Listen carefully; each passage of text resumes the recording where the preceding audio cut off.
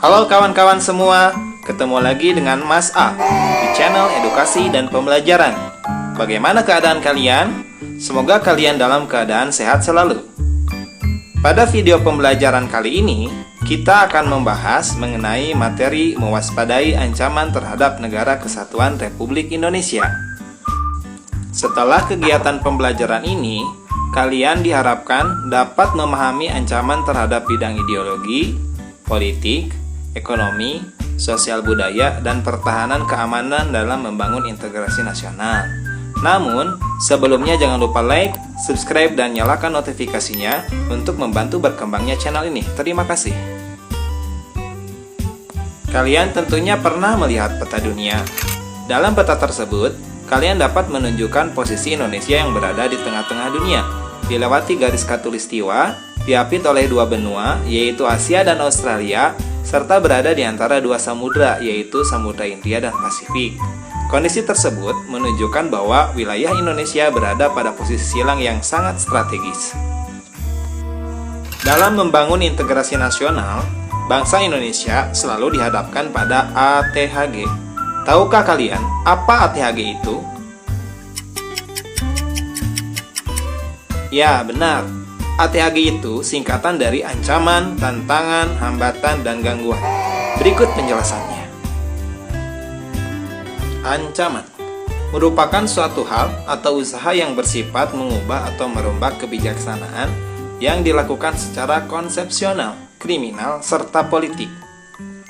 Tantangan merupakan suatu hal atau usaha yang bertujuan atau bersifat menggugah kemampuan. Hambatan merupakan suatu hal atau usaha berasal dari diri sendiri yang bertujuan melemahkan atau menghalangi secara tidak konsepsional. Gangguan merupakan usaha dari luar yang bertujuan melemahkan atau menghalangi secara tidak konsepsional.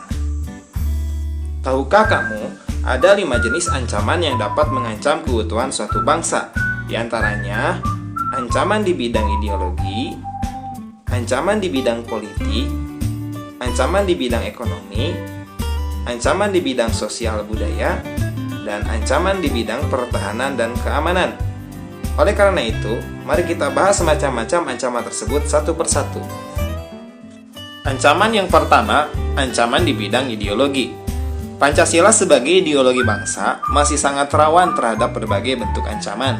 Salah satunya dari paham komunisme yang masih harus diwaspadai. Upaya sejumlah pihak untuk mengganti Pancasila dengan ideologi komunis telah berulang kali terjadi di Indonesia, terhitung sejak tahun 1926, 1946, 1948, dan 1965. Beruntung, di setiap aksinya, Indonesia berhasil diselamatkan Tuhan Yang Maha Esa dan keteguhan masyarakat menjalankan Pancasila sehingga upaya tersebut gagal. Meski tidak lagi muncul sebagai sebuah partai karena tidak diperbolehkan lagi, namun ideologi komunis hingga kini masih ada dan berkembang di Indonesia. Selain dari ideologi komunis, masih banyak lagi ideologi lain yang mengancam ideologi Pancasila, di antaranya ideologi liberalis dan kapitalis. Oleh karena itu, kita harus tetap waspada. Ancaman yang kedua adalah ancaman di bidang politik. Ancaman di bidang politik dapat bersumber dari luar negeri maupun dalam negeri. Ancaman politik dari dalam negeri dapat dilihat dari gerakan separatis atau gerakan yang dilakukan oleh sekelompok masyarakat Indonesia yang ingin memisahkan diri dari negara Indonesia. Di antaranya ada Gerakan Aceh Merdeka, ada Organisasi Papua Merdeka, dan Republik Maluku Selatan. Sedangkan ancaman dari luar negeri adalah ancaman yang dilakukan oleh suatu negara dengan melakukan tekanan politik terhadap negara Indonesia melalui intimidasi, provokasi, atau blokade. Hal ini membuktikan bahwa ancaman di bidang politik memiliki tingkat resiko yang besar yang mengancam kedaulatan, keutuhan, dan keselamatan bangsa. Ancaman yang ketiga adalah ancaman di bidang ekonomi. Ancaman di bidang ekonomi terbagi dua jenis. Ada ancaman dari dalam dan ancaman dari luar. Ancaman ekonomi dari dalam diantaranya inflasi, pengangguran, infrastruktur sarana prasarana yang tidak merata, dan kebijakan ekonomi yang merugikan rakyat. Sedangkan ancaman ekonomi dari luar diantaranya ketergantungan terhadap asing, daya saing yang rendah, serta kinerja ekonomi yang buruk. Ancaman yang keempat adalah ancaman di bidang sosial dan budaya. Ancaman yang berdimensi sosial budaya dapat dibedakan atas ancaman dari dalam dan ancaman dari luar. Ancaman dari dalam didorong oleh isu-isu kemiskinan, kebodohan, keterbelakangan, dan ketidakadilan. Isu tersebut menjadi titik pangkal timbulnya permasalahan seperti separatisme, terorisme, kekerasan, dan bencana. Sedangkan ancaman dari luar timbul sebagai akibat dari pengaruh negatif globalisasi. Di antaranya adalah munculnya gaya hidup konsumtif, munculnya sifat hedonisme, adanya sikap individualisme, munculnya gejala westernisasi atau kebarat-baratan, semakin memudarnya semangat gotong royong, solidaritas, kepedulian, dan kesetiakawanan sosial, dan semakin lunturnya nilai-nilai keagamaan dalam kehidupan bermasyarakat. Ancaman yang kelima, ancaman di bidang pertahanan dan keamanan. Wujud ancaman di bidang pertahanan dan keamanan pada umumnya berupa ancaman militer. Ancaman militer adalah ancaman yang menggunakan kekuatan bersenjata dan terorganisasi yang dinilai mempunyai kemampuan membahayakan kedaulatan negara, keutuhan wilayah, dan keselamatan segenap bangsa.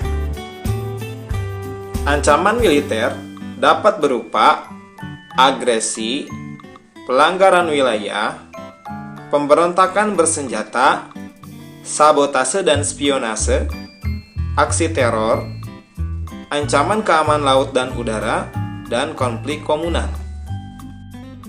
Berdasarkan penjelasan tadi, dapat disimpulkan bahwa 1. Ancaman dalam bidang ideologi, yaitu ancaman yang ingin menggantikan Pancasila dengan ideologi lain. 2. Ancaman politik dapat dilihat dari gerakan separatis, yaitu gerakan yang dilakukan oleh sekelompok masyarakat Indonesia yang ingin memisahkan diri dari negara Indonesia. 3. Ancaman dalam bidang ekonomi dapat dikelompokkan menjadi 2, yaitu internal dan eksternal. 4. Ancaman dalam bidang sosial budaya didorong oleh isu kemiskinan, kebodohan, keterbelakangan, dan ketidakadilan. Ancaman ditandai dengan masuknya nilai-nilai budaya luar negeri yang dapat merusak nilai-nilai budaya di Indonesia. 5. Ancaman militer merupakan ancaman yang dapat membahayakan kedaulatan negara, keutuhan wilayah negara, dan keselamatan bangsa Indonesia. Demikianlah pembahasan materi kali ini.